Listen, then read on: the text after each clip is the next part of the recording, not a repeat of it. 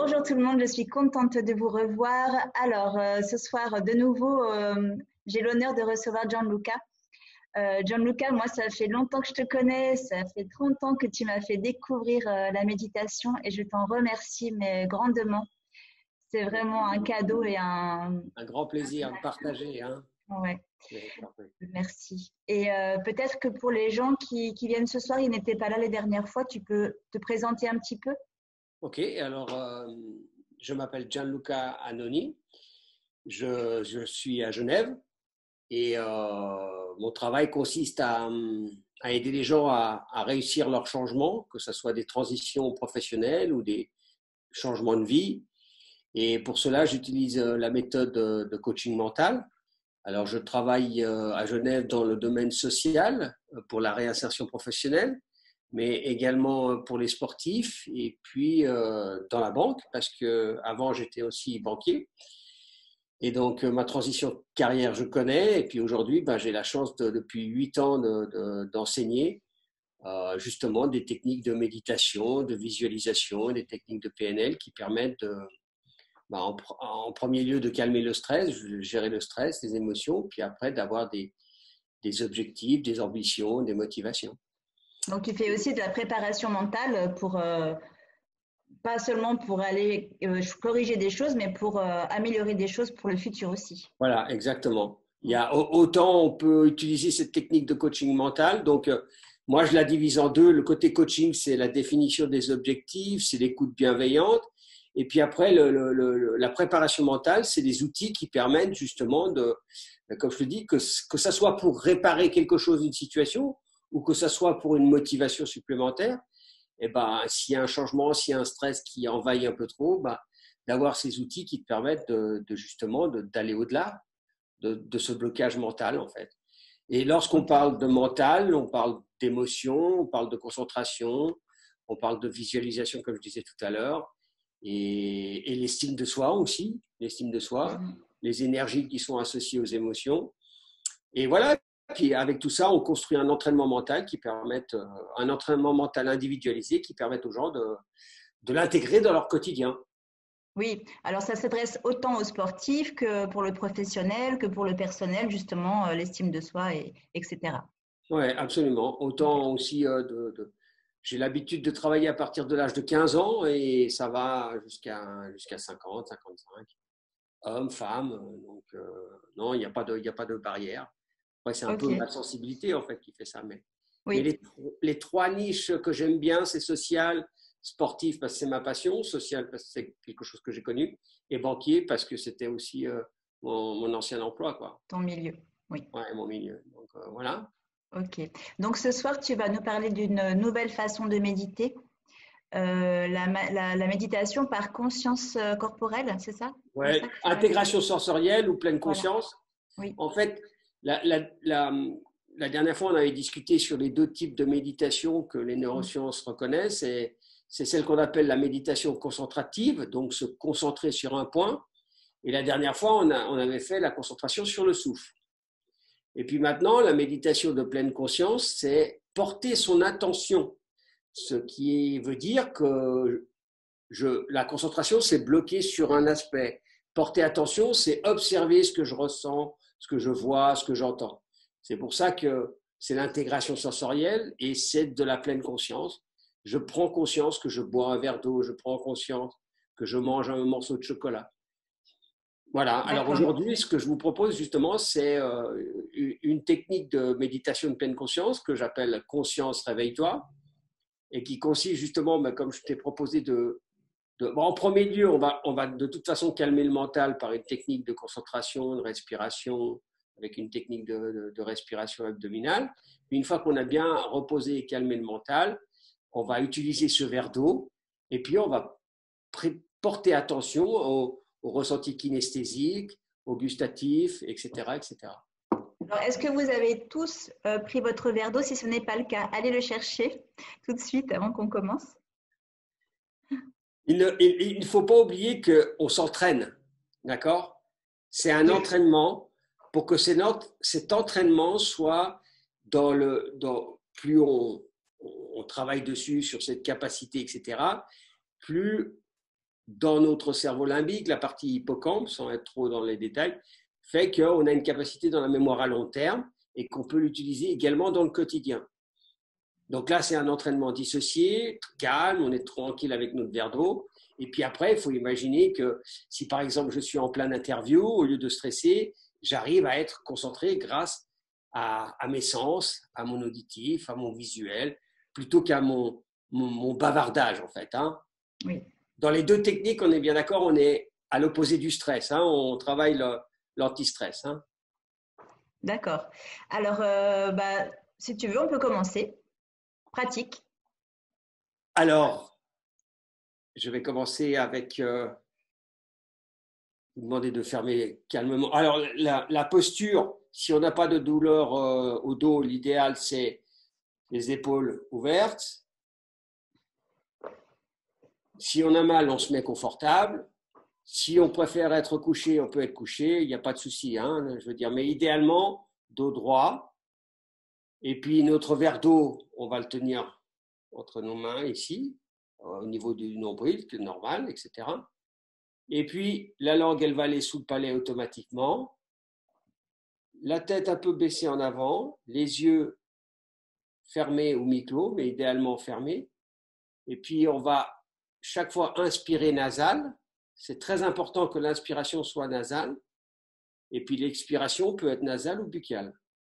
Et moi, ce que je vous suggère, c'est de pratiquer la respiration abdominale. Donc, lorsque j'inspire, je gonfle le ventre. Et lorsque j'expire, je rentre les ventres. D'accord? Et après, vous vous laissez guider.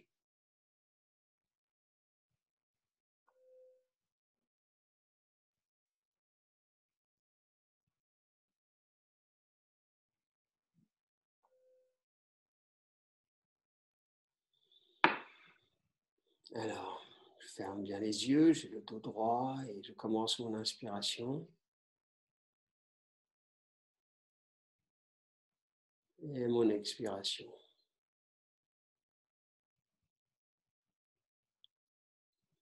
Tout au long de la pratique, on va connaître 4 phases.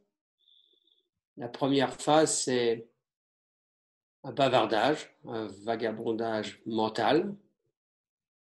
La deuxième phase consistera à prendre conscience de ce bavardage, puis de changer sa concentration et ensuite de focaliser. Donc, s'il y a une pensée, je la laisse venir, je me concentre sur mon souffle et je focalise le rythme de mon souffle. J'inspire et j'expire.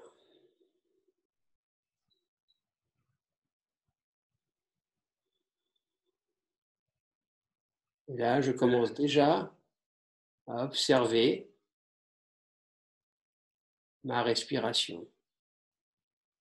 Alors, je choisis un point, je choisis le mouvement de mon ventre et je focalise sur ce mouvement. J'observe le va-et-vient.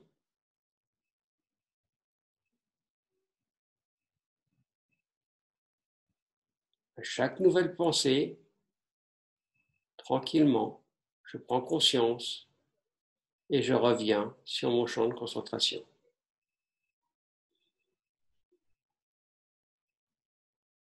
Ce n'est pas de la performance, c'est tout simplement le moment présent.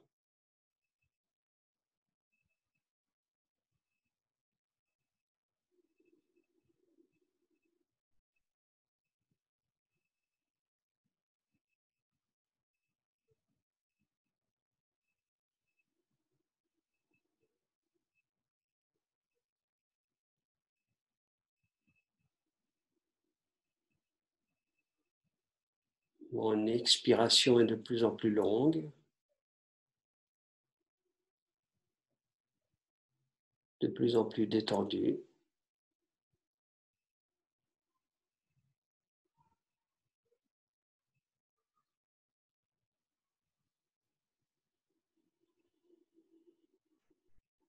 Je continue ma concentration sur le mouvement de mon abdomen.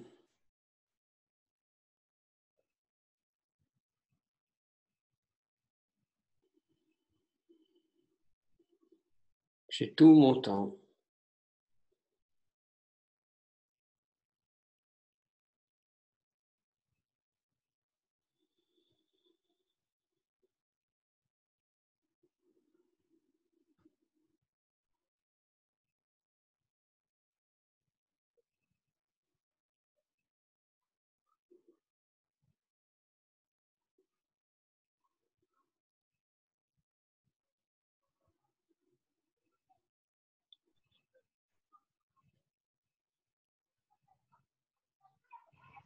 Je vais maintenant porter attention à mon sens kinesthésique, à savoir mes deux mains ou ma main qui touchent le verre ou l'objet. Et là, je prête attention à la forme du verre,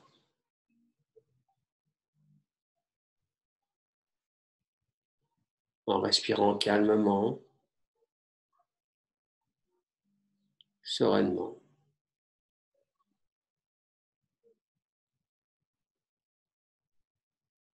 Je porte mon attention sur la pression de mes doigts.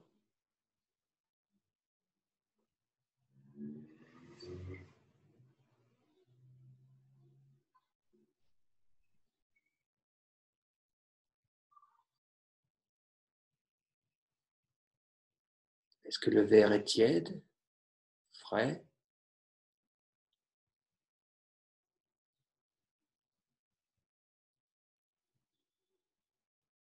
Comme si je découvre pour la première fois cette sensation kinesthésique.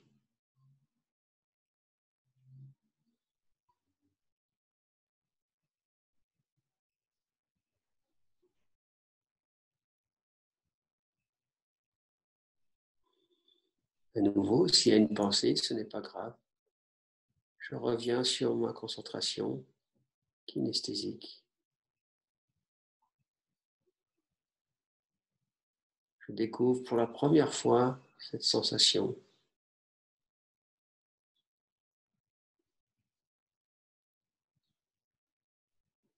Et j'observe le mouvement de mes doigts, la vitesse, le rythme lorsque je touche le verre.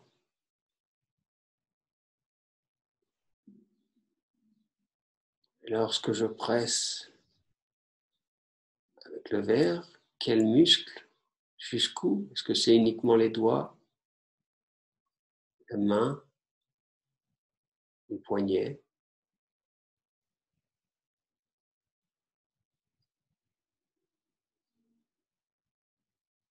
Je continue mon inspiration nasale et mon expiration.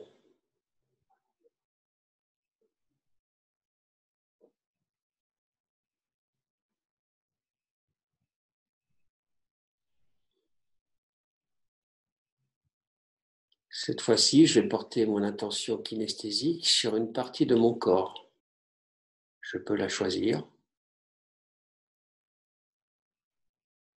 Je peux choisir le ventre, je peux choisir les genoux, peu importe. Et là aussi, j'observe.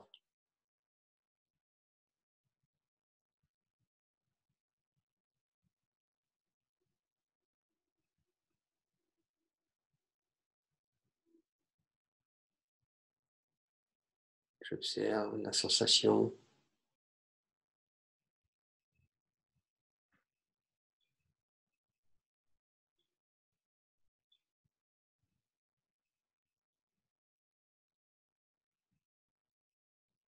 J'observe s'il ressent une chaleur, une fraîcheur sur cette partie du corps.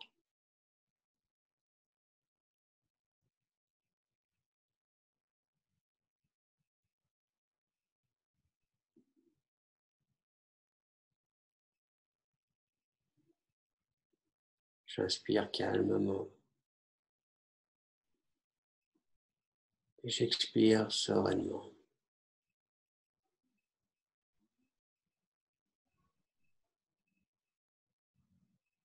Je reste toujours focalisé sur mon sens kinesthésique.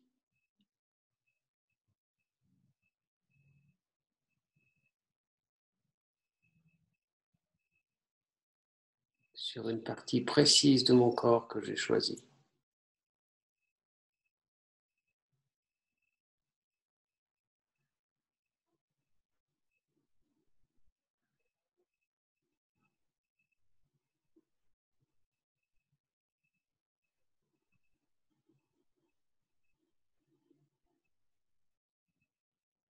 Maintenant, je vais élargir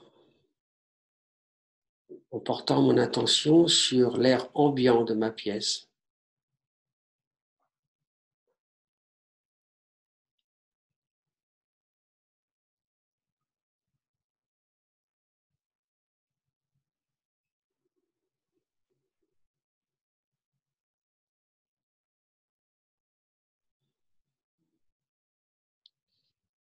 Sur les parties sur mon visage, les sensations kinesthésiques sur mon visage, sur mon front, les habits sur mon corps.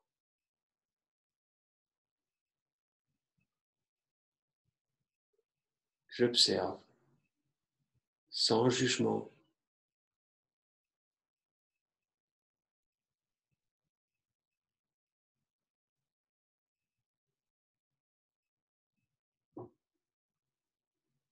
Je prends conscience de toute la chaleur ou l'ambiance de la pièce.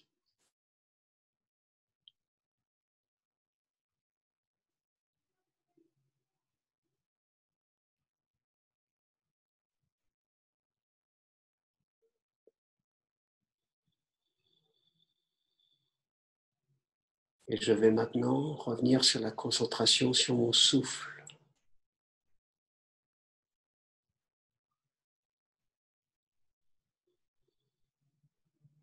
Cette fois-ci, je me concentre sur l'inspiration nasale.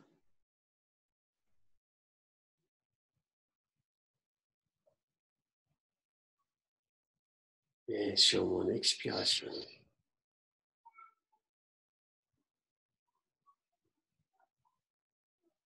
Je suis maintenant concentré sur mon souffle. J'inspire calmement, sereinement. Ma respiration est de plus en plus subtile.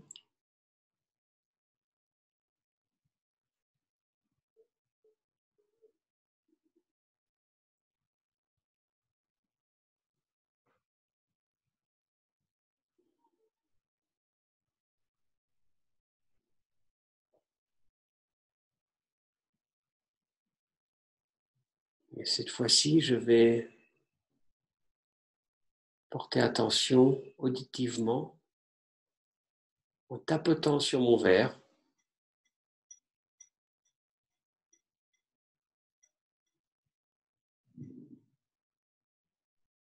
Je porte attention sur le son.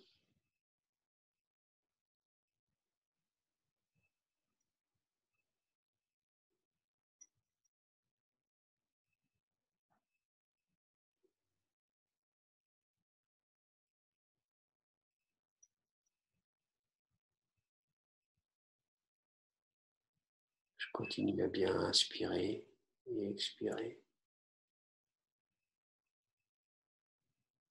Et cette fois-ci, je vais prendre note, conscience de tous les sons qu'il y a autour de moi.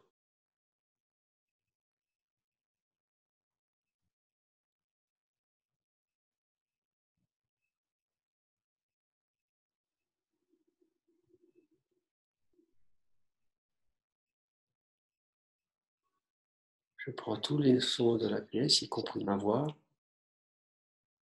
comme une symphonie.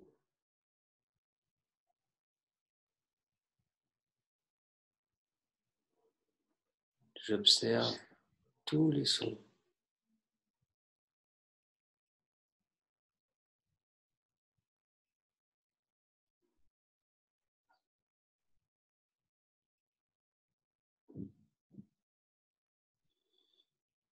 Je continue à garder le dos droit, les épaules ouvertes.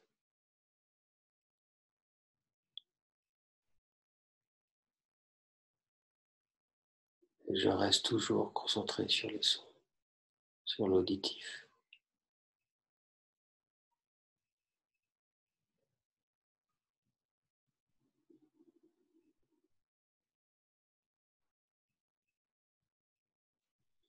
Je reviens maintenant sur mon souffle. Je me concentre à nouveau sur mon inspiration.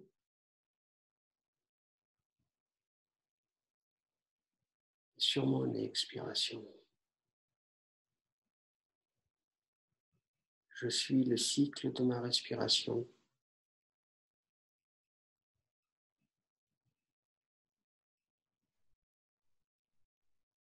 Je reste attentif aux sensations de l'air qui rentre dans mes narines, de mon inspiration et de mon expiration.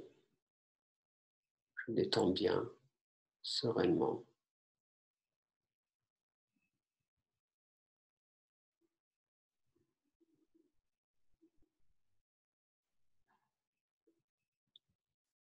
Je vais maintenant observer une pensée. Je ne la juge pas, je la regarde. Comme si je la bloquais, je la bloque dans le temps.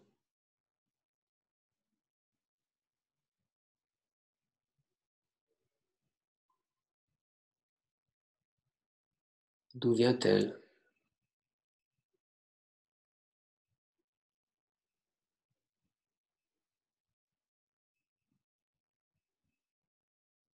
Je l'observe. Est-ce qu'elle est repartie? Je l'ai réussi à la bloquer. Je vais maintenant ouvrir les yeux, prendre mon verre et rester concentré visuellement sur mon verre. Je continue à respirer calmement. Et là, ma concentration est de plus en plus aiguë. Je visualise les couleurs, la posture de mes doigts sur le verre. Je le découvre pour la première fois. J'observe les petites bulles, tout ce qu'il y a. Si vous avez une tasse, je regarde les dessins.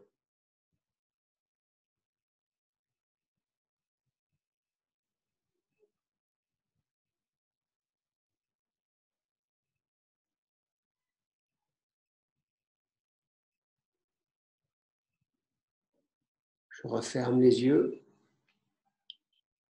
Je reviens sur ma concentration, sur mon souffle.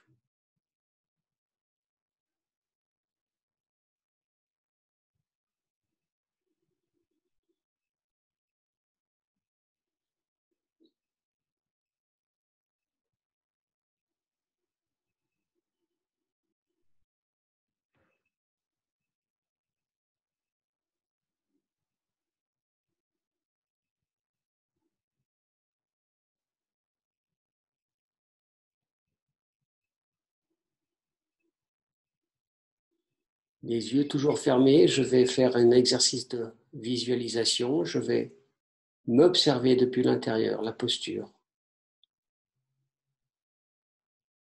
À l'intérieur de moi, je visualise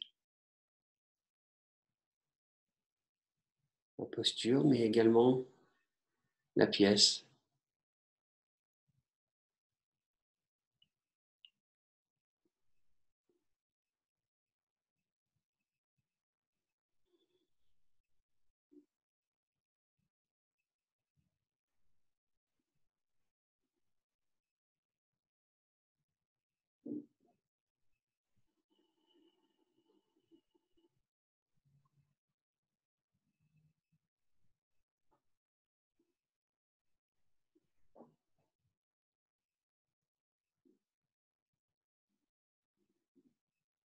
Je vais ouvrir les yeux et je visualise les yeux ouverts toute ma pièce. J'élargis ma vision.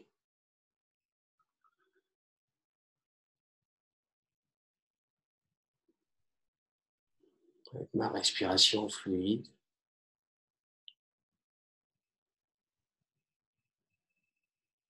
j'observe.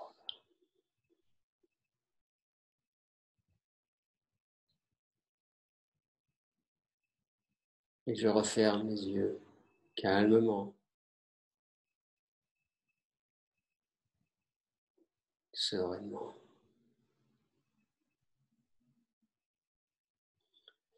Je vais maintenant prendre une gorgée et je vais me concentrer du début à la fin. Lorsqu'elle est là, une petite gorgée, et ma concentration, mon attention est gustative. Et je suis tout le trajet.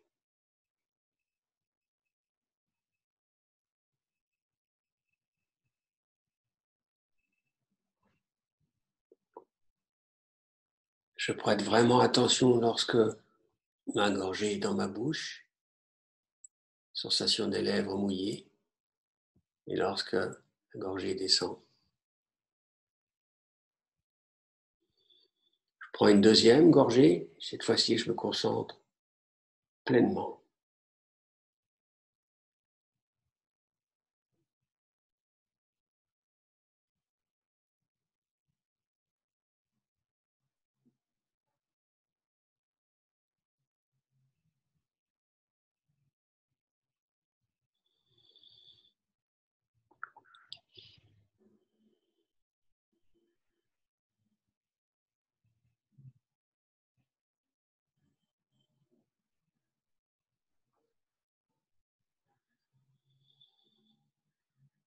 Je me concentre à nouveau sur mon souffle,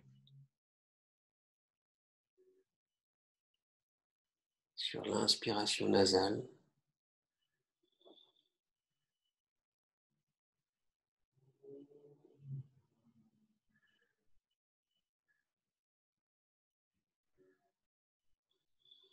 Je reste vraiment sur ma concentration nasale et uniquement nasale.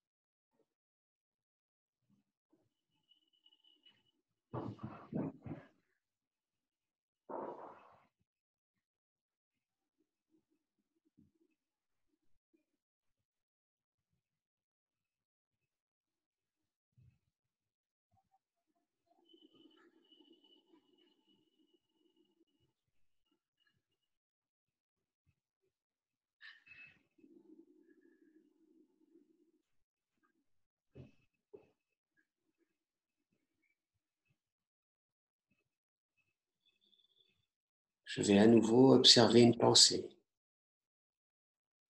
Je bloque la pensée et je l'observe.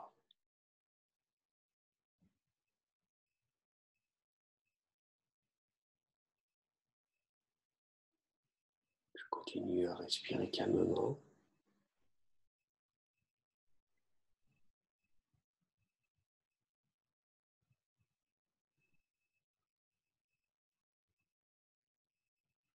Et je la laisse partir.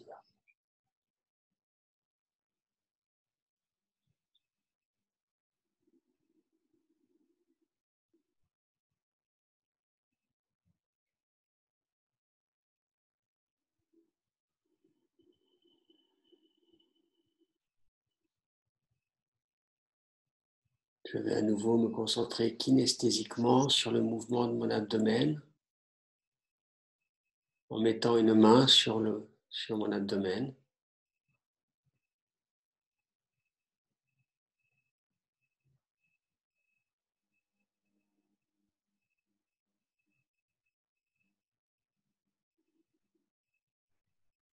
Et je me concentre sur le mouvement.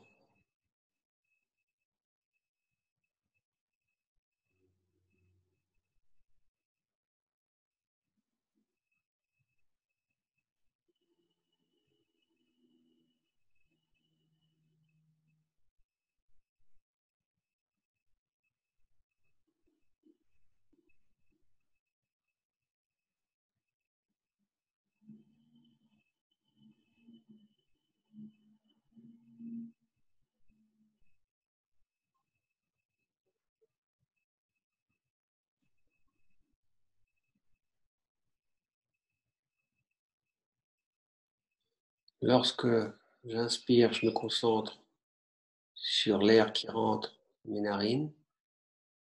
Et lorsque j'expire, je me concentre sur le mouvement de mon ventre.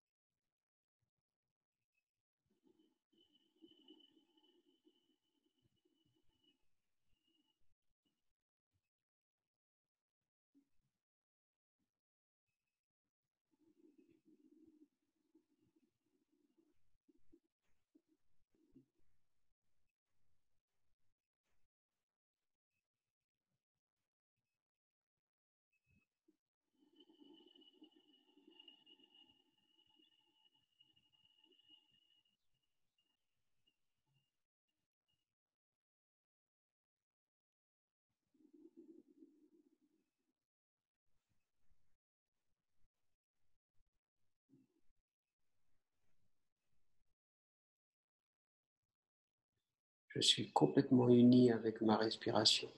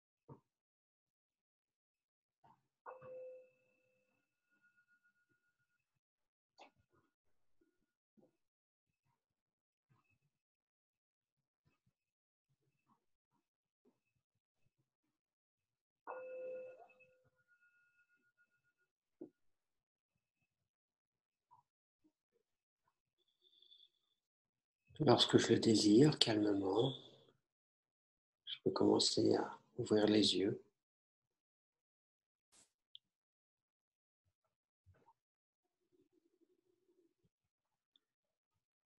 à bouger si j'ai des fourmis, détendre un peu les muscles, les pieds.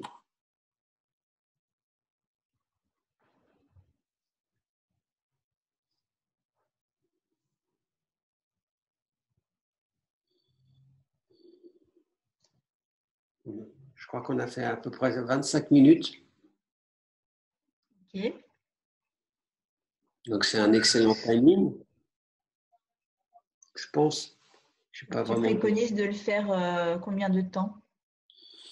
Alors il faut y aller, étant donné que c'est un entraînement, il faut y aller par palier. Mhm. C'est clair que faut qu'on y va progressif, 5, 10 minutes, les premiers paliers, et ensuite arriver à 20, à 30, à une demi-heure,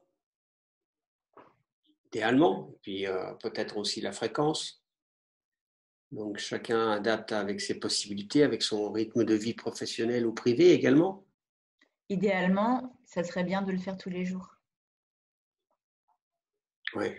On peut très bien faire 4 ou 5 fois 3 minutes de respiration si on n'a pas vraiment la possibilité de bloquer dans sa journée ou qu'on n'a pas encore l'habitude, mais d'avoir de plus en plus ce réflexe de se concentrer ou de prêter attention à ce que je fais en fait. Hein.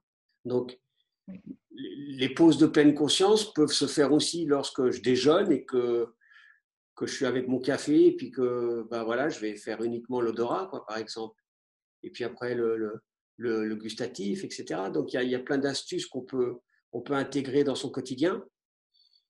Et ça peut être aussi quand je prends une douche, de rester sur le kinesthésique, la bonne sensation de l'eau. Oui, d'être en pleine conscience à chaque moment de la vie, de la journée. Je trouve que c'est très bénéfique à cette heure-là, justement, quand on a fini de travailler, faire une coupure comme ça avant de commencer la vie à la maison. Je trouve que du coup, ça nous enlève un peu tout ce stress et on peut être plus calme après avec les gens de la maison ou faire autre chose. Et absolument. Et quand je dis que c'est un entraînement, ça veut dire que ça va également s'intégrer dans le quotidien, naturellement, de prendre conscience de ce que je fais, de ce que je vis, de ce que j'entends, de mes mots, voilà, plutôt que… Alors la différence entre prendre conscience et intellectualiser, pour moi, ça veut dire je bois un verre d'eau, j'ai intellectualisé. Je Oui, prends conscience, je suis sensoriel parce que je l'ai touché, parce que j'ai le goût. Alors évidemment, j'ai pris un verre d'eau volontairement pour pas inciter l'émotion, le plaisir de boire un jus d'orange, tu vois, c'est vraiment quelque chose de neutre. C'est pour oui, cela que c'est une forme d'entraînement. Après, hein, on ne va pas toujours boire des verres d'eau. Hein, pour le café, ça passe bien aussi. Voilà, donc sensoriellement, ça calme, ça fait vraiment quelque chose au niveau, comme tu disais, de détente. Et pour lui, pour monsieur notre cerveau.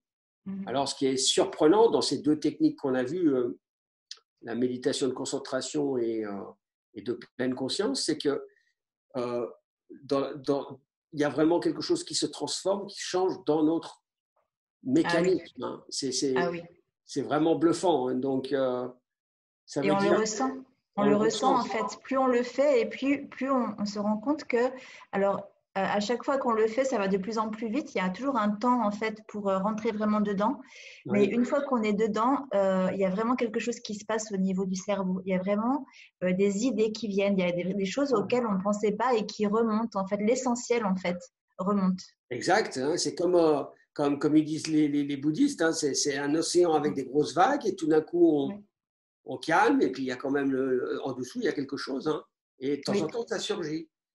Donc, ça fait du bien. Ça fait du bien parce que nous sommes ce que nous faisons, en fait. Nous ne sommes pas en train de spéculer.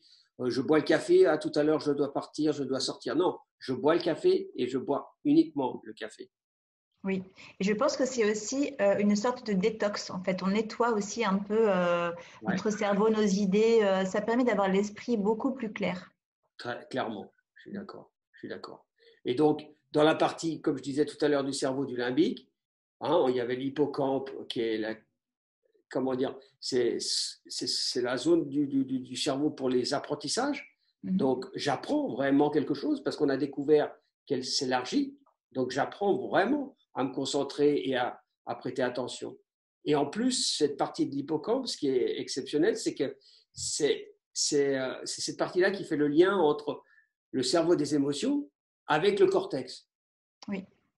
D'accord. Et de l'autre côté, lorsqu'on stresse, et de l'autre, l'amygdale, elle rétrécit. C'est celle qui est liée à la peur. Mhm. Donc, en faisant cette simple pratique, je suis en train de dire à mon cerveau, je bois qu'un café. Ok, d'accord. J'apprends quelque chose, je grossis l'amygdale, et je grossis l'hippocampe, pardon, et je réduis l'amygdale, qui est celle liée à la peur. De Oui. l'autre côté, lorsque je suis toujours actif et que j'ai toujours une exigence émotionnelle, je dois réussir ça, je dois faire ci, je dois faire les courses, n'importe quoi. En fait, j'excite toujours l'amygdale, je suis toujours en petit stress. Le Oui. stress n'est pas forcément quelque chose de catastrophique, mais c'est quelque chose chaque fois qu'on récurrent. Et oui. Et lui, il ne sait pas faire autre chose que de faire. Hein, il ne peut pas stopper. Donc, ces exercices-là, c'est du repos pour lui en même temps qu'on développe quand même du cognitif, parce que c'est de l'attention et de la concentration. Donc, c'est… Je Voilà. me souviens, la dernière fois, tu avais une image qui m'a fait vraiment rire. C'est la gazelle, quoi. La gazelle, elle n'est pas toujours en train de courir, quoi. Et elle n'est pas toujours en train d'être poursuivie par Même le si elle lion. sait qu'il y a le lion, quoi. Je veux dire, c'est bon. Eh ben, en fait, c'est ça. C'est que j'ai vraiment cette sensation que tous nos exigences émotionnelles, que ce soit familiales, professionnelles, privées, excitent l'amygdale parce qu'on doit rendre un résultat. D'accord? Malgré tout, c'est bien, hein, ça fait partie de nous. Mais il n'y a pas que ça. Donc, ce qu'on a découvert, c'est qu'il y a aussi des endroits, des plages de repos. Et en plus, ce n'est pas que du repos, je fuis l'obstacle. Non, non, au contraire, je fais face. Je vois les choses comme elles sont. Exact. Donc, c'est l'entraînement qu'on a fait là, voilà, je fais face. Je regarde les choses comme elles sont. Oui. Et c'est plus de la spéculation, c'est plus de redouter ou craindre ou deviner ou espérer. C'est juste les choses, elles sont comme ça. Voilà. Et pour l'instant, jusqu'à maintenant, tout va bien. Voilà. En ce moment, tout va bien. Bah oui. Alors, notre moine bouddhiste que nous connaissons très bien, lui, il médite 3 fois par jour, matin, midi et soir. Vous allez voir si vous commencez à méditer, pour les personnes qui n'ont pas encore commencé, si vous commencez à faire ça, ça va devenir une addiction. C'est quelque chose dont on a besoin. Si on ne fait pas, ça nous manque vraiment. C'est quelque Ouais, chose d'important. c'est naturellement sain. Oui, C'est naturellement sain. exact. Alors, je vais regarder s'il y a des questions, si les personnes ont. Je pense qu'il n'y a pas beaucoup de questions puisqu'on a médité, mais voyons. Alors, est-ce que vous avez des questions? Peut-être c'est le moment de les poser si vous en avez. Est-ce qu'il y a eu beaucoup de pensées? Toi, tu as eu beaucoup de pensées? Tu es rentré bien? Tu es bien rentré? Alors, moi, je suis bien rentrée parce que je suis habituée aussi de le faire, mais est-ce que vous avez rencontré des difficultés? C'est le moment d'en parler peut-être pour qu'on puisse y répondre, ou si vous avez des questions. Alors.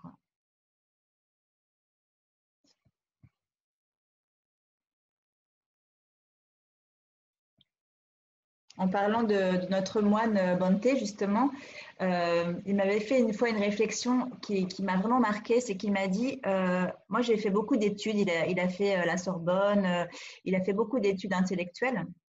Il m'a dit, j'ai plus appris dans ma vie en méditant qu'en faisant toutes ces études, en fait. Parce qu'il a appris de l'intérieur, il a appris sur lui-même. Mmh.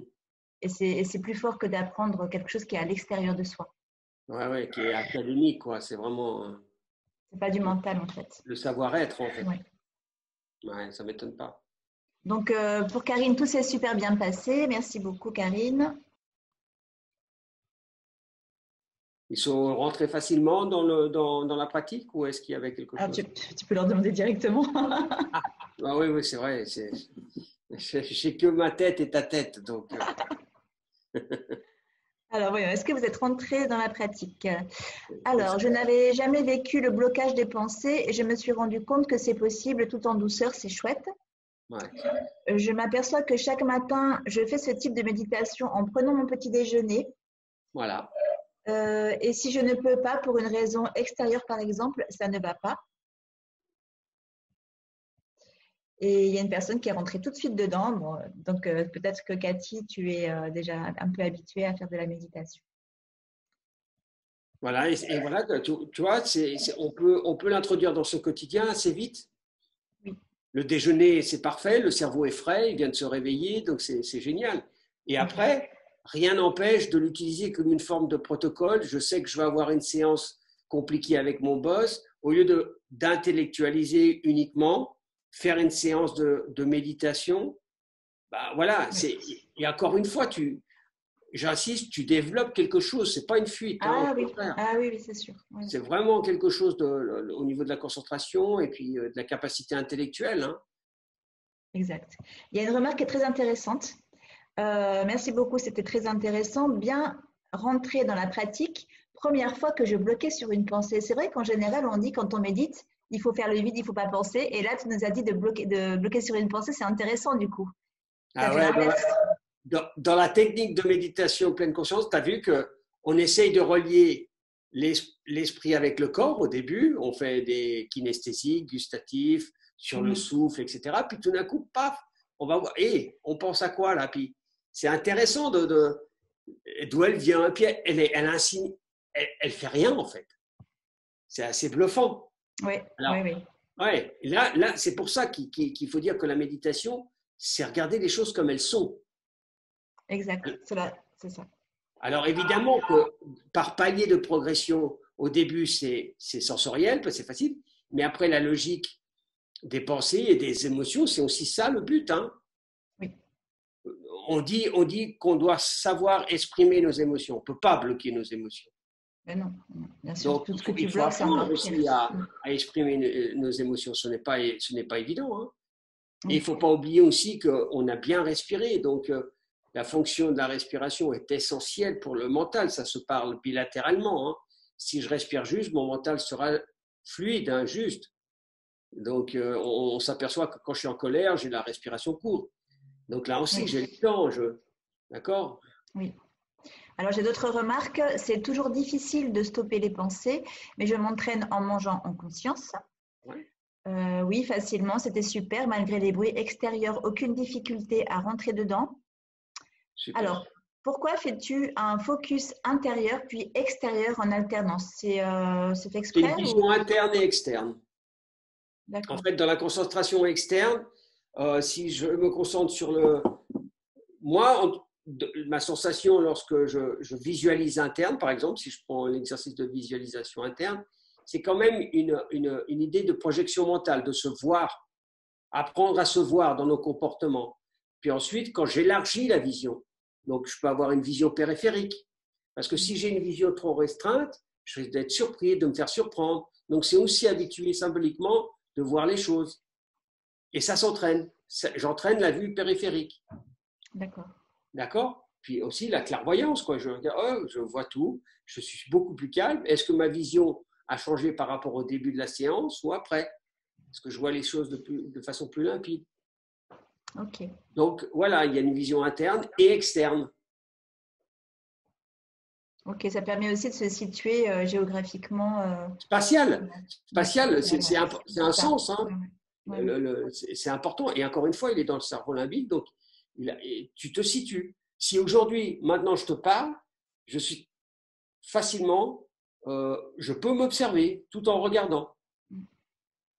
Hein, c'est ce qu'on appelle en termes de préparation mentale, position méta. Oui. Je me sors de mon corps, mais je suis capable de me voir depuis là. Et ça permet justement de sortir de l'émotion, puisqu'on se voit depuis l'extérieur, on n'est plus Bravo, dans l'émotion. Ouais. absolument. Et corriger s'il y a corrigé quelque chose. D'accord. Alors, je trouve cela vraiment très intéressant et tellement logique. Il faut juste en prendre conscience justement. J'étais enfermée comme dans une bulle. Pas de souci pour rentrer dans la méditation. Comme à chaque fois, je bâille plusieurs fois au bout d'une minute, puis ça passe. C'est vrai, bluffant comme sensation. Merci beaucoup, c'était super. C'est super, merci beaucoup. C'est étonnant, on a l'impression ensuite d'avoir les sens un peu plus accentués. Et c'est ce qui va se Bien passer. sûr, on en a pris conscience. On en prend conscience et on développe. Exact. Et qu'on n'oublie pas non plus qu'on a commencé notre vie sensoriellement, quand on est gamin. Oui. Et ce n'est pas pour rien. Et que les sens, c'est notre lien avec le monde extérieur. Donc si on comprend nos sens, on a beaucoup plus d'informations que uniquement intellectuelles ou Oui, émotionnelles, comme tu disais, qui est juste quelque chose qui n'est pas concret, quoi. oui. Il faut le bel équilibre entre les deux. Exact, le juste milieu.